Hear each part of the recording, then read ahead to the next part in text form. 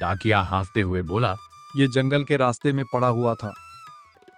मतलब नक्शा सच है। इस बक्से में रखा हुआ सामान अगर किसी लालची इंसान के हाथ लगेगा तो यह सामान ही उस इंसान की मौत का कारण बनेगा, जिसके कारण उसकी वहीं मौत हो जाती है। एक छोटे से गांव जौनपुर के पास एक घना जंगल था।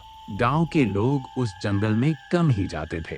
कहते थे कि जंगल में रात को अजीब आवाजें आती हैं। गांव में डॉक्टर अमन का छोटा सा दवाखाना था।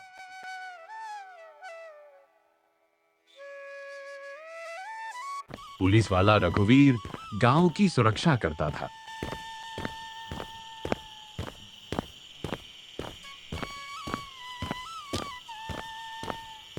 वहीं मंदिर में पंडित सतपाल पूजा करता था।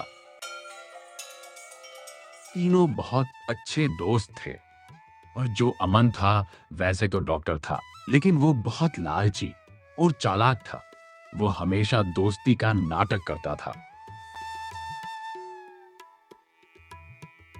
एक दिन सुबह सुबह गांव का डाकिया भागता हुआ आया।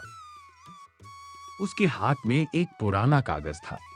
डाकिया हंसते हुए बोला, ये जंगल के रास्ते में पड़ा हुआ था। रघुवीर ने कागज खोला। उसमें जंगल का एक अजीब नक्शा बना था। नक्शे पर लाल निशान बना हुआ था। ऊपर लिखा था, जो सच्चा और बहादुर होगा वही रहस्य तक पहुंचेगा। पंडित सतपाल ने अपना माथा खुजलाया। लगता है किसी ने मजाक में पहेली छोड़ी है। लगता है ये किसी बच्चे की शरारत है। सच जानने के लिए जंगल तो चलना ही पड़ेगा दोस्तों।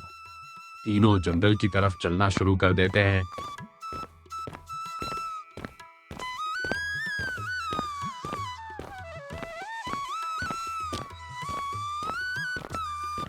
डॉक्टर अमन मन ही मन सोच रहा था कि अगर जंगल में कुछ खजाना मिल गया तो इन दोनों को तो आराम से बेवकूफ बनाकर वह खजाना ले लूंगा।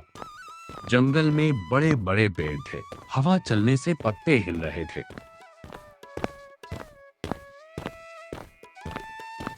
अचानक झाड़ियों में से आवाज हुई। रघुवीर तुरंत डंडा आगे करके बोला, कौन है वहां?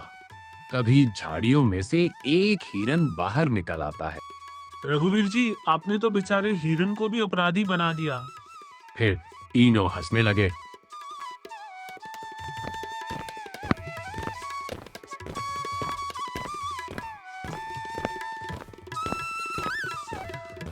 कुछ दूर चलने के बाद उन्हें एक टूटा हुआ पत्थर मिला।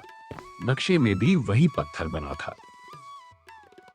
मतलब नक्शा सच है। तभी आसमान में बादल छा गए। हवा तेज होने लगी। एक पेड़ की टहनी टूटकर गिर गई। ये जंगल हमें डराने की कोशिश कर रहा है। डर हमारा रास्ता रोकता है, लेकिन हिम्मत रास्ता खोलती है। इसलिए हमें डरना नहीं है। तीनों फिर से आगे बढ़ने लगते हैं।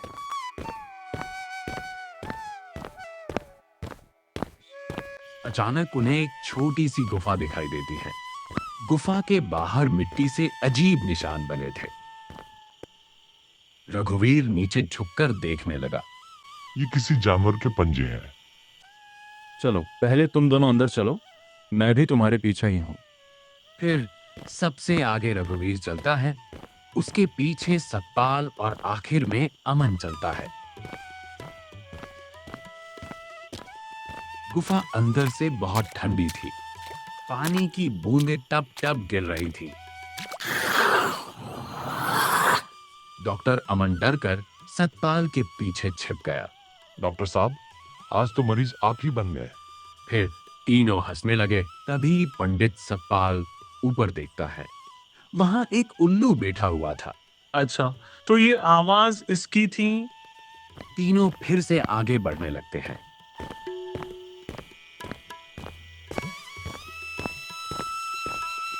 गुफा के अंदर उन्हें एक लकड़ी का छोटा बक्सा मिला। फिर उस बक्से से आवाज आई। इस बक्से में रखा हुआ सामान अगर किसी लालची इंसान के हाथ लगेगा तो यह सामान ही उस इंसान की मौत का कारण बनेगा। फिर तीनों सोच में पड़ जाते हैं। फिर रघुवीर आगे आता है।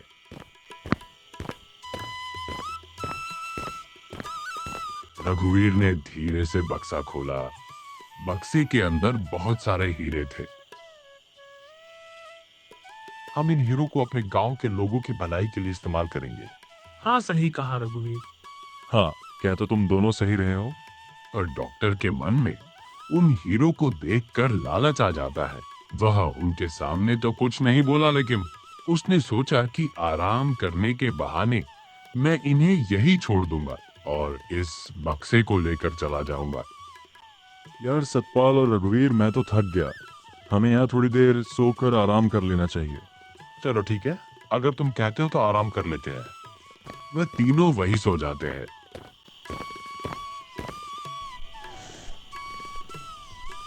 फिर थोड़ी देर बाद अमन उठता है और उस बक्से को लेकर वहां से चुपचाप चला जाता है।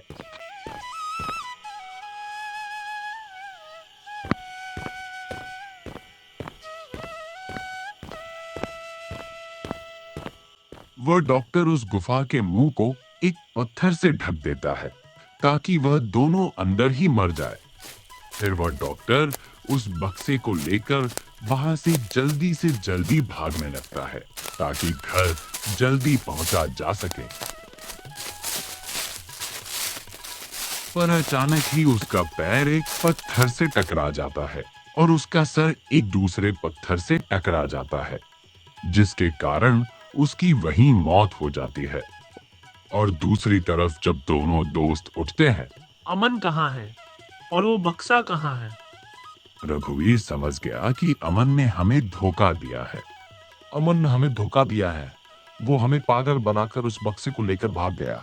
उसने हमारी दोस्ती का गलत फायदा उठाया है। चलो यहाँ से चलते हैं। हाँ चलो, पर अमन ने यह अच्छा नहीं किया। फिर वो दोनों चलने लगते हैं।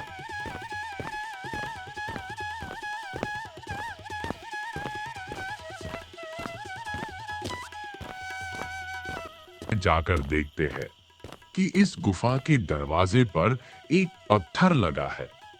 वो दोनों समझ गए। ये जरूर उस अमन का ही काम है। हाँ, वो हमें यहाँ बंद करके अकेले ही सब हीरे लूट लेना चाहता है। फिर दोनों ने बहुत मेहनत से उस पत्थर को हटाया और बाहर आए। दोनों अपने घर की ओर चलने लगे।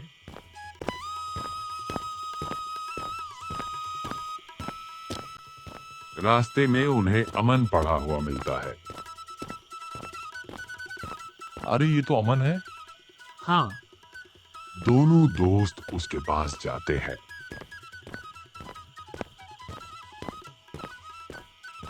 अरे ये तो अब मर चुका है। मुझे तो पता ही था। क्या तुम्हें याद है सतपाल, जब मैंने बक्से को खोला था तो उसमें से एक आवाज आई थी कि अगर इस बक्से में रखा हुआ सामान किसी लालची इंसान के हाथ लगेगा तो ये सामान ही उस इंसान की मौत का कारण बनेगा। अरे हाँ, तुम सही कह रहे हो। वहीं उसके पास वो बक्सा भी पड़ा हुआ था। फिर रघुवीर उस बक्से को उठाता है और फिर दोनों आगे की ओर चल पड़ते हैं।